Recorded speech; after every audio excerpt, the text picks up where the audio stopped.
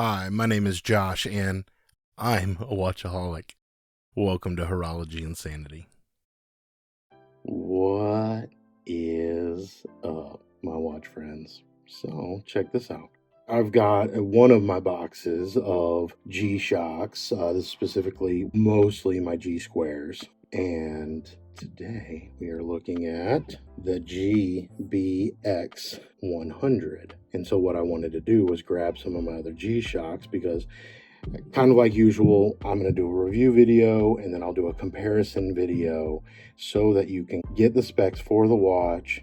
And then in the second video, I'll compare them to the others so you can kind of see what my experience has been like as far as wearing this watch, enjoying this watch, experiencing it, and knowing, okay, if I have one of these other pieces, how might it compare to this based off of my experience in comparison of the two. So of course everybody's situation is different, but that's what I'm hoping to do.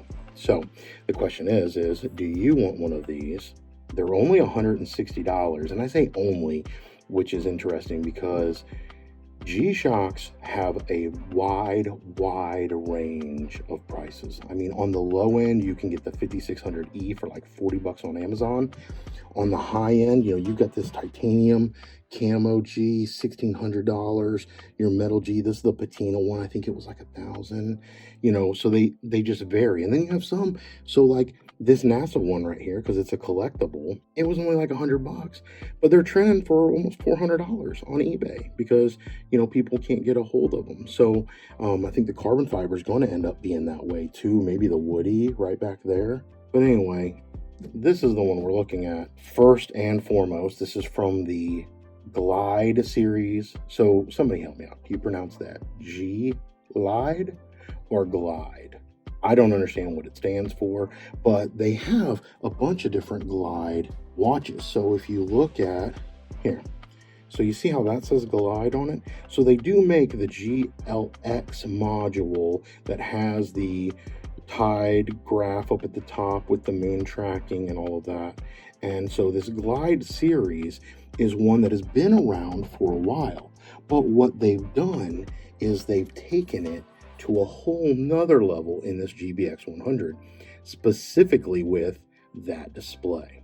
So that is the number one thing about this watch. When we look at pros and cons, in my opinion, there's a lot of cons. However, the one pro is that display.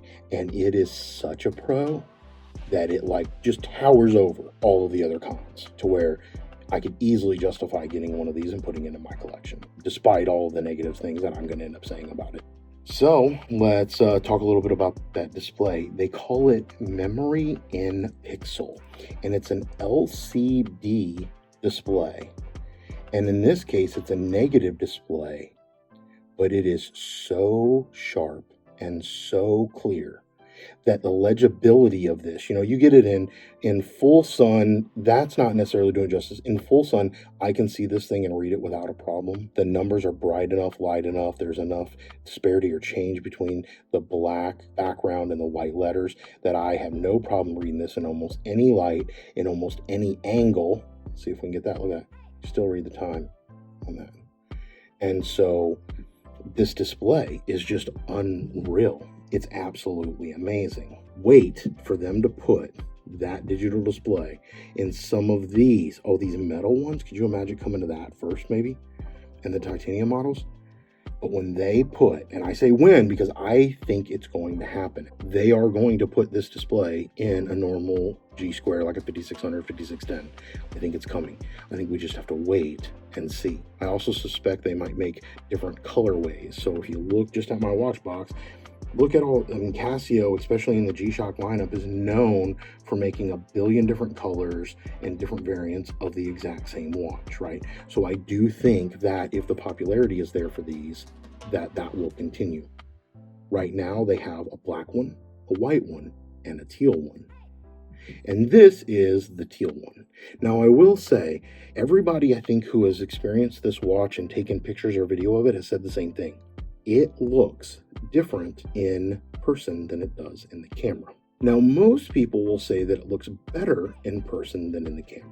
I'm going to say that I'm indifferent, and maybe that's just because I don't like the color of this one, neither in person nor on camera. This is is being loaned to me, right? So from a friend, so I've got to say thanks to them.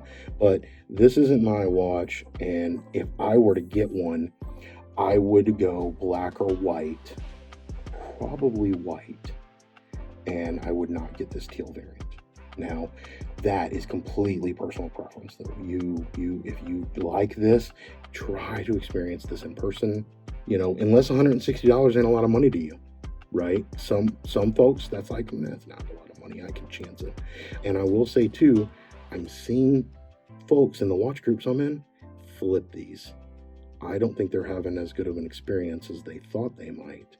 And so I'm seeing guys turn these over. Now, here's one thing I'm not going to talk about. So if you are looking for the technical specs of this and to know how every function works on this watch, I would recommend going to another video. I'm not going to show you that. And in fact, that's a big con for me. I don't like all the functionality that this has. I don't use 90% of the functionality that these have, even your most basic modules.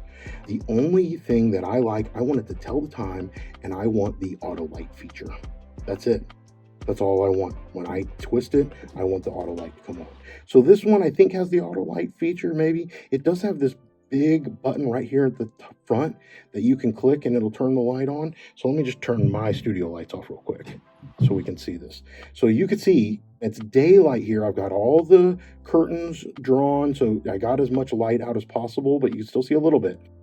And you can see that I have no problem reading this, right? Like even in the dark shades, I have no problem reading this. So the legibility on this display, I keep going back to, the display is so phenomenal that it so just kind of trumps all the cons and makes this watch maybe worth it.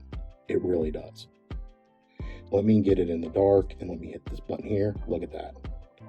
Full screen. Now you can change it between 1.5 and 3 seconds. I think it's currently on 1.5 seconds. I wasn't playing with this. It's a loaner watch. I'm not setting it and doing all that. But yeah, that display is bright and beautiful. But like I said, in most conditions, you're not even going to need that because this thing is so legible. All right, let's get back to it. It does, of course, run on a battery. It's a quartz. It's not solar. That's one of the biggest cons that people are talking about with this. I do think that in the future, we will see solar variants of this watch. I do. I don't think it'll be a long time. I think that they're going to have to navigate how they put the solar rim around the bezel, around the display case. So if you look at one of these solars, you'll notice that the solar panel is right there on the display or on the dial. And so since this display is so much bigger, look at that, is so much bigger, they'd have to see how can they fit the solar panel on that and still allow for the display to look as good as it does and be as big as it is. So CR2032 battery, it uses a CR2032 battery. You can easily get them online. You find them at your local Walmart or drugstore. They're pretty common. And they claim the battery life on it is 2 years. Now, we'll see what people actually get out of them. It definitely is not like the 10-year battery life that you're going to get out of your Casio World Time. And so you don't have that benefit there. It does measure, it claims it's 46 mil wide, so let's take some measurements real quick. 46, 45.9, you're bang on there. It says it's a 50.9 lug to lug. Now the lug to lug on this is difficult because, you've got, that's right there is what I would call lug to lug, and I'm at 50.5. So yeah, they're pretty close. But in typical G-Shock fashion, it has your standard straps on here with the curves. And so it really flares out bigger than that. So that's one thing to keep in mind. Now it claims that it's 14 thick, and I'm measuring, well, maybe it depends where you grab it, 13.7. So I always say, if you're gonna be wrong in a measurement, you're better off saying that it's a little thicker than it really is, because I get some folks that will be like, oh, my watch is 12 mil thick. And then you get that thing and it is so tall. And then you just wait to bang it on a doorknob, or door frame. That's the way I look at it. But 14.7 is what they say. I'm measuring it a little bit under that. 200 meters water resistance, which I think is important because I believe this is meant to be like a water sports type watch. One of the best functionalities, or one of the things that it has here, with being able to do the tide functionalities, which all these GLXs have, is to understand what the water levels are. And so I don't know where you get that on this watch. Let me see if I can play. I don't know what that is. Let's see, stopwatch. Activity. So this thing is almost a smartwatch. Let's be real. It's see, there you go. It's almost a smartwatch. You can get all kinds of functionality on this. There's the tide graph. So you hit the bottom right button, and there's your tide graph. It'll track mean phase because, as we know, the tides go with the cycle of the moon. It's currently set to Honolulu, which I wish I was in Honolulu right now. I need a vacation so desperately. You know, you go for a master's degree in something and you get all bogged down, and before you know it, it's like, oh, it's been like 4 years since we've taken a vacation. Oh, wait, no, we haven't gone anywhere since our honeymoon, except for like an overnight trip. And of course, going to visit family doesn't count, right? So anyway, that's my vent and rant. But anyway, you see pretty cool functionality. Let me see if I can get back to the main screen. No, I can't. There we go. Oh, you hit this one, it'll reset. All right, what is that? Oh, split time. Okay, y'all, I'm not good at this. Can I get it back? No, I can't. No. Oh, now it's just telling me. I press that. No, it's definitely not a touchscreen. All right. Well, you're seeing my inability to function a watch on camera. And maybe that's fun for you. No, I'm going to keep that delete. And this right here is why I am not doing this as a review of the default. Yeah, I'm not even going to get it. It's going to sit there. We're going to stare at it. I don't know. How do I say delete? Do y'all know how to use this watch? There, delete. Oh, up and down on the left and right. Delete. Please wait. Yeah, this thing is like a little computer. Again, this thing is like a smartwatch. So for some of y'all, that's going to be a pro. For me, it is the biggest con of this entire watch. And I've got other cons, so let's get into those. A couple of things. One, it wears so much bigger than a G Square. So let's just get a G Square up here. Now, y'all know that the carbon fiber G is a little bit smaller, but if you take your standard G and you set these next to each other, and you're like, oh, they look similar sizing, right? And the 46 mil, you measure it, right? Your standard G side to side, okay, we're looking at 42 and a half, almost 43. You're like, okay, the dimensions don't seem that far off from each other. No, the truth of the matter is this GBX wears so much bigger than a G Square does. And I've got a huge wrist, mind you, right? 8-inch wrist. I can wear this GBX, but as you can see, I'm a G Squareaholic, and I like the size of these squares. And so to put this GBX on thinking that it was going to be similar dimensions, it's not. Like, it's nowhere close. And when you look at the bezel, that stainless steel bezel on this GBX right here, I think makes it wear even bigger. So what I wanted to do was just try to compare, okay, well, how does it wear to different G-Shock watches? And that's going to come in the next video. So let's just say that the overall sizing, though, is, in my opinion, a con. It's a little bit bigger than it needs to be, and it wears bigger than what the dimensions say, so that's also a con. The strap is thicker than a normal G Square 5600, 5610 strap, so I think that also plays to its overall size. You get a 22 or a 24 mil strap compared to a 20 mil strap. The 24 is just going to be big. It's going to wear big. It is bigger, but no, I will say it's not as big as like the GSTD series or whatever, right? Those things are massive. It's not as big as my Mudman back here, but it wears much, much, much bigger than I expected. So that's a con. The pro, if I give it that light button right there on the front, I like that. The con too, it's got this weird double pusher system here, this double clasp. And as you can hear, it rattles a lot. You can probably hear it in the background, but check this out. So here's the tab. Look how much extra length I have here. And if you look down in here, see if I can get that zoomed in. Okay, you see right here that there are indents on the keeper. So these look like two keepers. They're not, they're one. I don't know if somebody wanted to be brave and cut that. They could, so that you can double these up or separate them. But right now, the way it comes, it's a single keeper. It's got indents.